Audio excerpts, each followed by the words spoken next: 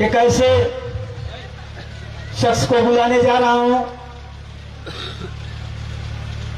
जिसकी या जिस भाषा के बारे में हम लोग चर्चा करते हैं लेकिन हमारी जानकारी वहां तक नहीं है, हम लोग वहां तक समझ नहीं पाते हैं। जो यहाँ की कभी मूल भाषा रही, संवैधानिक भाषा रही, प्राकृत भाषा रही, तो उस विषय के, उस विभाग के प्रमुख के रूप में एक ऐसे स्थान से चल करके जिसका कभी एशिया में डंका बजता था, जहां कभी आजादी के ताने बाने बुने जाते थे, जिस विश्वविद्यालय ने भारत को 7-7 भारत रत्न दिए,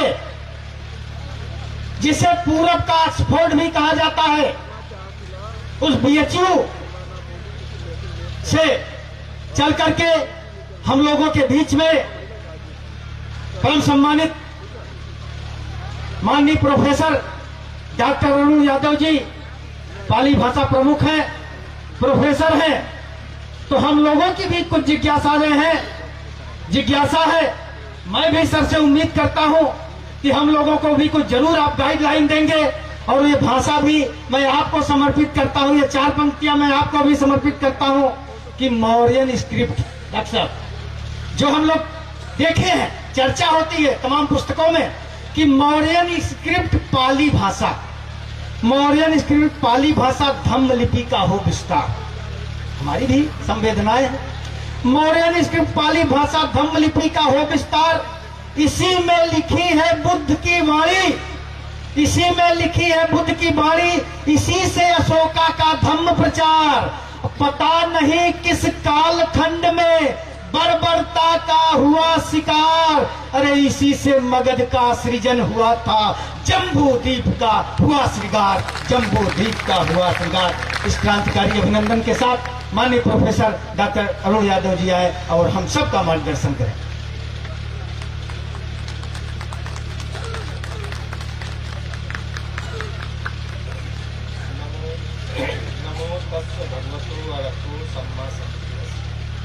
धन्यवाद राजेश जी परिचय कराने के लिए।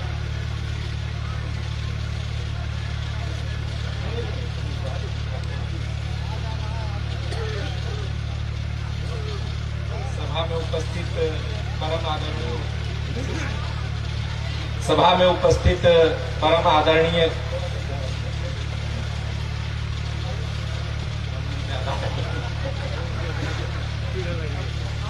सभा में उपस्थित परम आदरणीय भिक्षु संघ,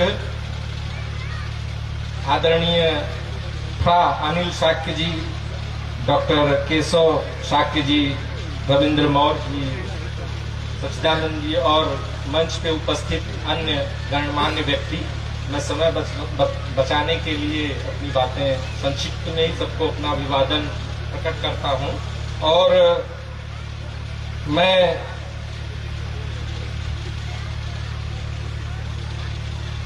आभार व्यक्त करता हूं सम्राट अशोक क्लब को और उसके सभी सदस्यों को जिन्होंने मुझे इस अवसर पे आमंत्रित किया। और मेरे लिए ये पहला अनुभव है, मैं विश्वविद्यालय तक ही सीमित हूँ या व्याख्यान जो होते हैं उस वहीं तक, वो भी अकादमिक व्याख्यान तक ही सीमित रहता हूँ। पहली बार मुझे लग रहा है मैं रैली को संबोधित कर रहा हूँ, इसके लिए भी धन्यवाद। और मैं धन्यवाद देता हूँ जो यहाँ पे बैठे हुए, बहुत देर से मैं देख रहा हूँ श्रोतागण जो बैठे हुए हैं, उनको भी मैं बहुत धन्यवाद देता हूँ कि इतने पेशेंस के साथ यहाँ बैठे हुए हैं और लगातार मुझसे पूर्व इतने अच्छे वक्ता अपना व्याख्यान दिए, उनको सुनते रहे। और मैं अभी अपेक्षा करूंगा कि मेरी भी बातों को 10-5 मिनट जो भी बोलूं उसको भी धैर्यपूर्वक सुनेंगे, क्योंकि वक्ता का जो कार्य होता है बड़ा कठिन होता है। नहीं, श्रोता का कार्य बड़ा कठिन होता है, वक्ता बड़ा आसान होता है। मैं बोलूंगा, आप लोग सुन रहे हैं, इसकी व्याख्या करते हुए बतलाया गया है कि श्रोता जो होता है ग्रहणशीलता का प्रतीक है। कान जो है ग्रहणशीलता का प्रतीक है, जबकि आंख जो है, जो देख रहा है, वह लोचन, जैसे हम लोग को कोई घूर के बहुत देर तक देखे, किसी स्त्री को कोई घूर के देखे देर तक, तो उसको बोला जाएगा बड़ा लुच्चा है। यानी देर तक अगर आप किसी को देख दिए तो उसको बड़ा गलत दृष्टि से देखा जाता है। लेकिन अगर आप ध्यान से मुझे सुनेंगे तो मुझे बड़ा अच्छा लगेगा, क्योंकि आप ग्रहण कर रहे हैं। तो श्रोता जो होता है, अगर अच्छा न, मतलब अगर नहीं ध्यान देता है तो हम लोगों को बुरा लगता है। ये दो अंगों में विभेद है। खैर, मैं अपनी बातों पे आता हूं, आप सभी को धन्यवाद देते हुए। जब इस सभा की शुरुआत हुई तो धनंजय जी ने कुछ पंक्तियां कही, मुझे वो पंक्तियां भूल गई, मुझे याद करने में थोड़ा टाइम लगता है, लेकिन इतना याद है कि उन्होंने एक चिंता व्यक्त की कि हमारी जो प्राचीन धरोहर या जो है उनको कौन संभालेगा। उनकी चिंता वो थी, व्यक्त कर रहे थे वो चिंता, और वो सच है कि जो पुरानी चीजें हैं उसको कौन संभालेगा, कौन देखेगा आज के समय में। वहीं दूसरी तरफ मुझे उनका नाम याद नहीं आ रहा, क्षमा चाहूंगा, आए और तुरंत 2 मिनट में बोल के चले गए कि उनका पुत्र या पोता जो भी रहा हो, कि दादाजी के लाट पे मत्था टेक के गया। राजेश्वर सिंह जी, धन्यवाद, छत्तीसगढ़। इसमें उनकी आशा दिखती है।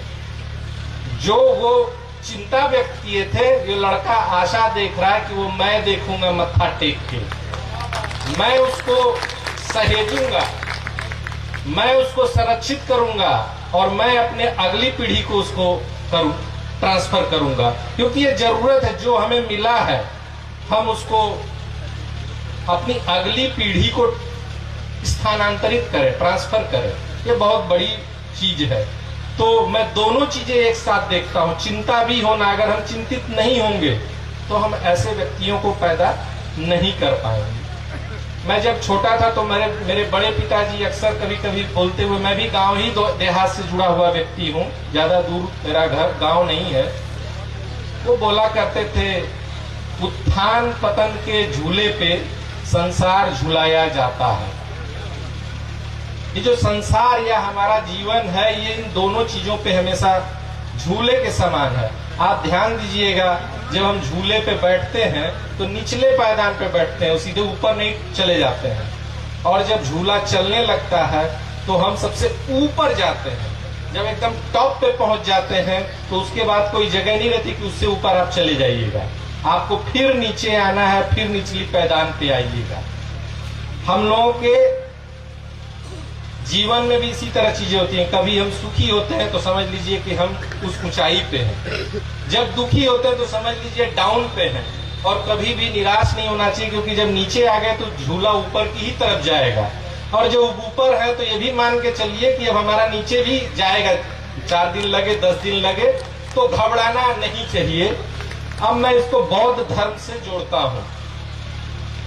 क्या आपको लगता है कोई भी धर्म, दुनिया का ऐसा कोई भी धर्म हो, जब अपने टॉप पे पहुंच जाता है, जब अपनी ऊंचाई पे पहुंच जाता है, क्या बुद्ध की थ्योरी, जिन्होंने उत्थान पतन की बात की कि हर क्षण हर चीज परिवर्तित हो रही है, तो उनके पे एप्लीकेबल नहीं होगा? उनके रिलीजन पे, उनके मानने वाले पे, हर चीज पे वो उनके पे भी उतना ही एप्लीकेबल है।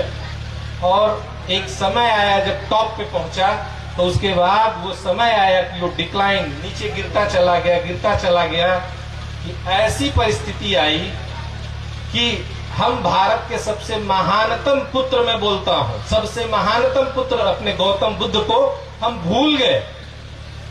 आज से 200 साल पहले, ज्यादा दिन नहीं, 200 साल पहले, 200 साल पहले भगवान बुद्ध को इस भारत में कोई नहीं जानता था।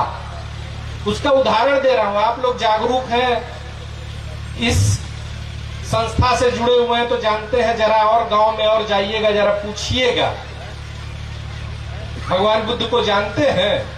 जरा नाम पूछिएगा कि ठीक है उनके माँ का नाम बता दो। मैं चैलेंज दे रहा हूं यहीं बैठे बैठे कि पिताजी का नाम बता दो, कोई नहीं बता पाएगा।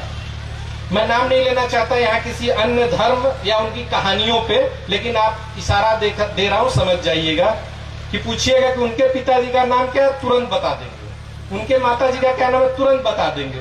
बुद्ध की क्या गलती थी भाई कि बुद्ध जैसे महापुरुष को, एक महान बेटे को यहाँ इस अपनी ही जन्मभूमि से बिसरा दिया गया, भुला दिया गया। उनके माँ बाप का नाम मैं गारंटी दे रहा हूं यहाँ के बैठे लोग जानते होंगे, लेकिन चले जाइएगा अन्य गांव में पूछ के सर्वे कर लीजिएगा। वो एक सज्जा के समान के रूप में, आप अगर बुद्ध की मूर्ति भी लगाएंगे तो ऐसे ड्राइंग रूम में लगाएंगे, पूजने वाली जगह पे आपको नहीं दिखेंगे। मैं नहीं कहता कि कौन पूजे नहीं पूजे, ये मेरा मैटर नहीं है। बस मैं उस तरफ इंगित करता हूं कि ऐसे महान पुरुष को, जिसने सर्वप्रथम आपको प्रश्न करना सिखाया, जिसने सर्वप्रथम कर्म के आधार पे बराबरी की बात की, वो विस्मृत हो जाता है हमारे भारत से। उसको मिटा दिया जाता है, उसको भुला दिया जाता है। एक एक की कहानी आपको मिलेगी, कौन किसको मारा, कहां मारा, किसका बेटा कौन था, किसका पोता कौन था, सब याद होगा हमारे बच्चों को। अन्य संप्रदायों से जुड़े हुए या मान्यताओं को करने वाले, इवन हम लोग भी जानते हैं, सभी लोग जानते हैं, लेकिन इनकी क्या गलती थी। तो ये चिंताएं और ये आशा दोनों साथ में चलता है, और मैं कभी भी निराश नहीं होता हूं कि ऐसा क्यों हो रहा है, क्योंकि ये प्रक्रिया है। और जब मैं इतनी भारी मात्रा में मैं भीड़ देख रहा हूं जब से आया हूं, ये उसका प्रतीक है कि ये फिर से उदय हो रहा है। क्योंकि आज से 200 साल पहले आप कल्पना भी नहीं कर सकते थे। जब आप अंग्रेजों की किताबों को पढ़ेंगे तो एक लाइन में बतलाता हूं, आप समझ जाएंगे कि जब वो बोध गया और बिहार के गांव में, मैं 14 साल बिहार में था, कुर्था के, मैं इनको भी नमन करता हूं, जगदेव बाबू जी को और आज सुभाष सिंह मौर्य जी को, बाकी अन्य को। मैं उस भूमि पे 14 साल काम किया।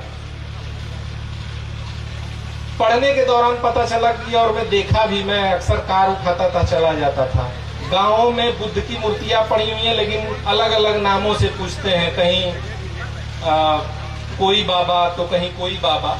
तो जब अंग्रेज वहां पहुंचते हैं और पूछते हैं कि ये कौन है, तो उनको पता ही नहीं है। जैसे एक नालंदा में जो गया होगा वो जानता होगा, वहां पे एक ब्लैक बुद्धा अभी पूजे जाते हैं, उनका नाम तेलिया बाबा हुआ करता था, भैरव बाबा। उनको ये कोई नहीं जानता था कि ये भगवान बुद्ध है। और मैं पूछने भी जा रहा हूँ, पढ़ने वाला मेरी यूनिवर्सिटी से पढ़ा हुआ है, उसको पता है कि ये बुद्ध है, तो कह रहा है बुद्ध भगवान है लेकिन ये तेलिया बाबा है। एनीवेज, मेरा उस पे नहीं, तेलिया बाबा माने, बुद्ध माने। लेकिन जब अंग्रेजों से पूछा जाता था तो इसी तरह की बातें होती थी। तो उन लोगों ने अनुमान लगाया और उन लोगों ने लिखा है अपनी किताबों में, क्योंकि जहां पूछा जाता था तो सही जवाब नहीं मिलता था। तो आप बुद्ध की मूर्तियों को जब देखेंगे तो उनकी मूर्तियां जो होती हैं, घुंघराले बाल होते हैं, गोल गोल बाल बनाए गए हुए हैं। तो भारतीयों के बाल घुंघराले नहीं होते हैं, ये भी आप लोगों को पता होगा। तो उन लोगों ने अनुमान लगाया कि बुद्ध अफ्रीका के थे, इथोपिया के थे, इथोपिया का कोई आदमी था, वहां यहाँ धर्म प्रचार करता था। इस प्रकार की जागरूकता का लेवल इतना नीचे जा चुका था कि बुद्ध को 200-250 साल पहले नहीं जानते थे। वो प्रिंसेप और जिनकी इंगित किया इससे पूर्व के, कि उन लोगों पढ़े उसके बाद जाने। और अशोक जो थे, राजा अशोक को ये माना जाता था कि वो श्रीलंका के राजा थे, मतलब भारत का सबसे महानतम शासक के बारे में इतना इग्नोरेंस, इतना अज्ञान था कि उसको श्रीलंका से जोड़ा जाता था। धन्य हो ये अंग्रेज जो प्रिंसेप इत्यादि कनिंघम जिन्होंने खोजा और बताया, तब हम जान पाए हमारा महानतम सम्राट रहा है, जिसने पूरे भारत को एकत्रित किया पहली बार। तो जो कहते हैं ना कि जो अपना इतिहास नहीं जानता, इतिहास उसको भी याद नहीं रखता है। तो बेहतर है कि हम अपने इतिहास को जानें, हर तरह के इतिहास, ऐसा नहीं किसी को छोड़ देना है, किसी को पकड़ना, हर इतिहास को जानना चाहिए। मैं तो बात उसकी कर रहा हूं जिसको छोड़ दिया गया। जो जान रहा है अच्छी बात है, जिसको छोड़ा गया उसको भी जानना चाहिए। और एक ज्यादा पहले नहीं, 60-70 साल पहले एक भिक्षु थे, विद्वान भिक्षु, प्रोफेसर शांति भिक्षु शास्त्री की मैं एक पंक्ति कोट करना चाहता हूं कि उन्होंने बोला कि इतिहास में वही व्यक्ति, राजा को मान लीजिए, वही जीवित रहा है जिसने या जिसके बारे में लिखा गया हो। अशोक के बारे में हम इसलिए जान पा रहे हैं क्योंकि उनके बारे में लिखा गया है। उन्होंने खुद लिखा अपने लेखों में, शिलालेखों में, लेकिन इतना महानतम कार्य किया धम्माशोक ने कि उसके बारे में भी इतना लिखा गया। तब आज हम जान पा रहे हैं कि सम्राट अशोक कौन थे। मुझे नहीं लगता है कि उनके 2-3 पीढ़ी के बाद के किसी व्यक्ति का आप जानते होंगे, नहीं जानते होंगे, नाम जानते होंगे ज्यादा से ज्यादा। क्यों? उनके बारे में लिखा नहीं गया, उनके बारे में बोला नहीं गया, या उन्होंने खुद नहीं लिखा। तो हमें ध्यान देना होगा कि हम जो कर रहे हैं वो लिखा जाता है, और जो हम लिखेंगे वही आगे पढ़ा जाएगा 1000 साल बाद। वेनसांग फाहियान, चीनी यात्री, नाम सुना होगा, इत सिंह, तीनों ये भारत आए। वो आए थे, लिख के चले गए। वो ये नहीं जानते थे मेरी किताब 1000 साल बाद कितनी उपयोगी होगी, कि इसी आधार पे भारत की बुद्धिस्ट विरासत, बौद्ध विरासत जो है सारी की सारी खोजी जाएगी। वो उस समय नहीं जानते थे 1000 साल पहले। तो आप लटिया, मैं जब से आया था मैं इस महोत्सव के बारे में सबसे पूछ रहा था, शुरू कब हुआ, क्यों हुआ, कारण क्या था। तो पता चला एफर्ट से ये 30 साल पुरानी शुरुआत है, और आज उसका नजारा यहाँ दिख रहा है। तो जब हम इसको लिखेंगे तभी हमारी आने वाली 100 साल की पीढ़ी जानेगी। अब प्रश्न उठता है यहाँ जुटे क्यों, विषय है कि जुटते क्यों है। तो सुभाष सिंह मौर्य जी ने शायद वो सपना या समझ गए ये इसका इंपॉर्टेंस लाट का, अशोक की लाट, और उन्होंने बताना शुरू किया, और उसका नतीजा आप लोगों को दिख रहा है। इस लाट के पीछे कुछ न कुछ कारण होंगे। यहाँ लगा क्यों लगा, इसलिए होगा, ये गेस कर रहा हूं मैं।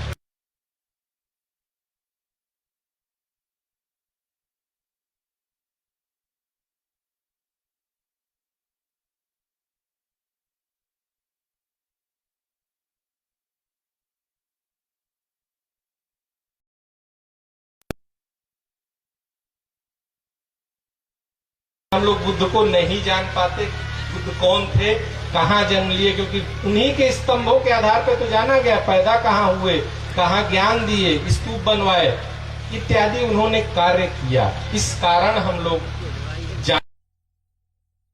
जान लीजिए, मैं बिहार में बहुत सारे स्थलों पे गया हूँ। यह निश्चित तौर पे कोई एक शोध का विषय है, कभी खोजूंगा मैं निश्चित तौर पे। जहां भी पिलर और स्तूप अगर हो तो समझ लीजिए कोई ना कोई इंपॉर्टेंट स्थान होगा, नहीं जनरली कहीं कहीं स्तूप ही होगा।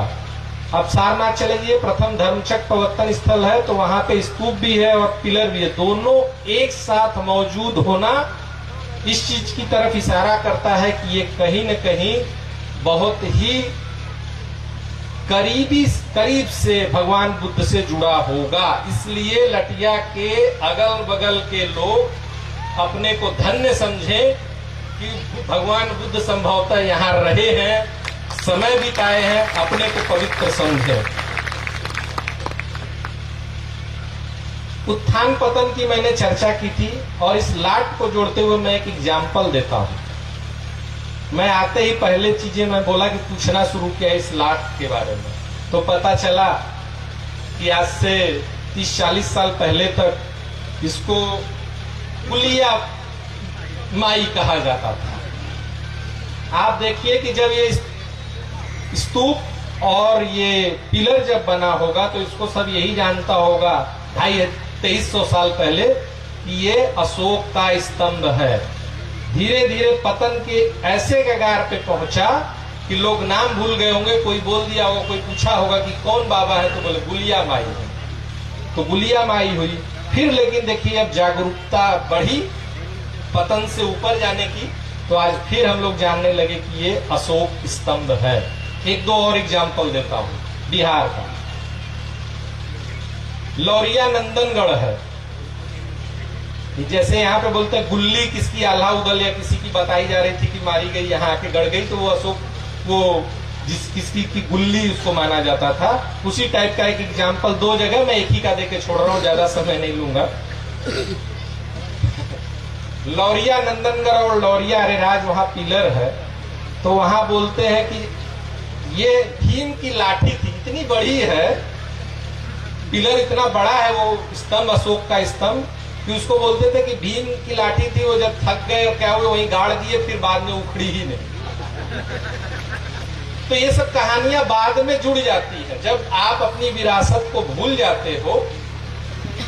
ये मानवीय स्वभाव है, आप मानिए ना मानिए, मैं तो मानता हूं कि आपके अगल बगल घर के बगल में थोड़ी मोड़ी जमीन बची रहेगी, आपके हिस्से की शायद नहीं है और कोई क्लेम करने वाला नहीं है, तो मान के चलिए कि फूल पत्ती आप लगाना शुरू कर दीजिएगा। जब तक क्लेम नहीं होगा, जब तक बुलडोजर नहीं आएगा, तब तक आप उसमें फूल पत्ती लगाइएगा, ये सच्चाई है। या कोई उसको क्लेम करने वाला ना आ जाए कि अपना कागज दिखा दे कि ये मेरी जमीन, तब तक आप नहीं छोड़िए, खाली चीज हमेशा लेते हैं। तो ये सब जगहें जो थी ना खाली हो गई थी, उस पर कोई अपना पक्ष रखने वाला नहीं बचा था, इसलिए उस स्थिति में पहुंची। और उसके बाद गुलिया माई या जो भी मैंने बोला, भीम की लाठी, बगल में लाट सरैया है, आप लोगों ने नाम सुना होगा, लाट सरैया, लाट भैरव, वो बेसिकली अशोक का पिलर है। ये लिखा हुआ है वंशांग की डायरी में, और उसको मैंने ट्रेस किया, उसका इतिहास, तो पता चला कि वो वही जगह है जहां भगवान बुद्ध उत्तरी द्वार से निकलते, चाइनीज लिटरेचर में, पाली में नहीं, उत्तरी द्वार से जब निकल रहे थे बनारस आने के बाद, तो वहीं पे उन्होंने यश को देखा था। यश पहला, पांचों के बाद पहला शिष्य था जो भिक्षु बना, उनको वहीं पे देखा था। पाली चुप है इस पे, पाली सीधे पे वहां पहुंच जाता है सारनाथ, लेकिन चाइनीज लिटरेचर बहुत पुराना, वो बोलता है कि उसको वहीं पे देखे थे और बोले थे ये आज रात में घर छोड़ेगा। तो उसी की याद में संभवतः बना था, क्योंकि वो चाइनीज लिटरेचर बोलता है कि वहीं पे ये घटना हुई थी। और उस द्वार का नाम था भाद्रपद द्वार, यानी बनारस का उत्तरी द्वार जो था उसको भाद्रपद द्वार बोला जाता था। और मजे की बात, वहां से 11वीं 12वीं शताब्दी का गाहड़वाल वंश का एक इंस्क्रिप्शन मिला है जिसपे भाद्रपद लिखा हुआ है। इसका मतलब है वह गेट बहुत दिन तक एग्जिस्ट करता रहा, और उसकी सत्य को पुष्टि करता है कि वहां गेट रहा होगा। और जो बनारस का लोकेशन जानते हैं, जानेंगे कि उसी के बगल में वरुणा नदी बहती है, और वहीं भदऊ चुंगी है, भदऊ चुंगी से वो इंस्क्रिप्शन मिला था। वहां ट्रेड होता था, वहां से सामान आता था और लेके जाता था, वहां चुंगी वसूली जाती थी, तो वो ट्रेड रूट था। कहने का मतलब है कि जब हम नहीं जान रहे हैं तो चीजें ऐसे ही परिवर्तित होती है, जानबूझ के अनजाने दोनों केस हो सकता है। इस चीज को समझने की चीज, ऐसा नहीं कि हर जगह जान, जब मैं बोला ना, जब खाली होता है तो आपको नहीं पता है तो आप फूल पत्ती बोना शुरू कर देते हैं, लेकिन जब जान जाएंगे कोई क्लेम कर देगा, अगर सत्य क्लेम कर रहा है तो आप हट जाते हैं। जैसे कि आप लोग बताए कि अब यहाँ अशोक पिलर ही माना जाता है, तो जब जान जाएगा व्यक्ति तो हट जाएगा। ठीक है, ये रहा कुछ इतिहास जानने का और समझने का। उसके बाद अशोक की बात आई तो अशोक की लिगेसी को बतलाना बहुत जरूरी है कि अशोक भारत का इतना महानतम सम्राट क्यों हुआ। कोई अपनी अच्छाई के कारण ही लंबे समय तक याद रखा जा सकता है। बुराई करिएगा उसको, ठीक है, चर्चा तो सबकी होगी, राम की होगी तो रावण की होगी, कृष्ण की होगी तो कंस की होगी, लेकिन जब उदाहरण दिया जाएगा तो राम का दिया जाएगा, कृष्ण का दिया जाएगा, बुद्ध का दिया जाएगा, अपोजिट वाले का नहीं दिया जाएगा। तो अशोक ऐसा शासक था जो जिसकी ख्याति भारत की बाउंड्री से तोड़ के बाहर तक गई, सुदूर देशों में गई। आपके थाईलैंड में मिलेगा, लाओस, कंबोडिया, वियतनाम, और मैं चीन गया हूं। सबसे बड़ी आश्चर्य का विषय चीन में मुझे ज्ञात हुआ कि वहां पे उनके नाम से 17 या 18 स्तूप हैं, अशोक स्तूप। मैं ये नहीं मानता कि ऐतिहासिक रूप से अशोक गए हैं वहां पे या वो खुद किसी से भेज के बनवाए, मैं ये नहीं मानता, लेकिन ये नाम पहुंच जाना और उनके नाम से ही स्तूप बनना कि अशोक ने बनवाया, ये भी अशोक की ही देन है, उसकी ख्याति की, उसके पुण्य कर्म की देन है कि वो आज भी नाम लेते हैं। और आप जाइएगा वो लोग प्रोनाउंस करते हैं अयुवांशु, चाइनीज में बोला है, यानी अशोक स्तूप। वो लोग जानते हैं अशोक को, आज के भी बच्चे जानते हैं कि अशोक कौन थे, कोई इतना प्रतापी राजा, बाकियों के बारे में वहां कोई नहीं जानता, बुद्ध और अशोक के बारे में ही जानते। और मैं सिचुआन यूनिवर्सिटी के लाइब्रेरी में गया, एक प्रोफेसर ने मुझे फोटो मांगा था, पता चला कि सिचुआन यूनिवर्सिटी में अशोक की मूर्ति रखी हुई है। मैंने उनकी 2-3 मूर्तियां लाके दिया, बहुत पुरानी है, भारत में उपलब्ध नहीं है, एक जगह है साउथ में, बोलते हैं कि ये भी अशोक की है, भारत में 1 ही 2 जगह मिली है, मिली नहीं है, वो भी गेस करते हैं। और वहां तो अशोक क्या करके पूरा लगा हुआ है, सजा हुआ है अशोक की मूर्ति, भारत के म्यूजियम में आप नहीं पाइएगा अशोक की मूर्ति। तो अशोक इतना प्रतापी राजा, इसीलिए हम लोग इतना यहाँ पे जुट पा रहे हैं। भगवान बुद्ध जब बोलते हैं कि दुख है, दुख का कारण है, तो इतने देर तक रोग की बात किए हम कि ये रोग था, ये रोग था।